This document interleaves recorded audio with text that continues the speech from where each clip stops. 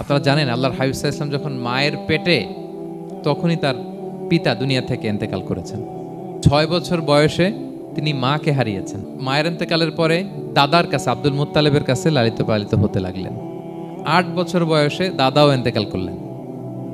8 বছর বয়স থেকে আল্লাহর হাবিব সাল্লাল্লাহু আলাইহি ওয়াসাল্লাম চাচার কাছে এতিম অবস্থায় লালিত পালিত হতে লাগলেন। এবং আবু তালেব এত ভালোবাসতো, ঈমান আনে নাই, শেষ পর্যন্ত ঈমান আনেনি, শিরকের উপরে ইন্তেকাল করেছে, কিন্তু আল্লাহর হাবিব সাল্লাল্লাহু আলাইহি ওয়াসাল্লামকে এত ভালোবেসেছেন। বাবার যে কি মানে পিতৃ স্নেহের যে কি মায়া, এটা বুঝতে দেন নাই কখনো, এটার অভাব কখনো তিনি টের পান নাই। ওনার যে বাবা নাই, আবু তালেবের কারণে এতটা ভালোবেসেছেন।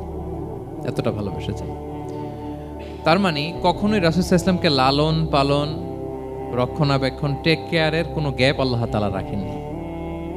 হালিমাতু সাদিয়ার কাছে, পরে মায়ের কাছে, উম্মে আইমানের কাছে, দাদা আব্দুল মুত্তালিবের কাছে, পরে চাচার কাছে, একটার পর একটা স্লট বাই স্লট রেডি।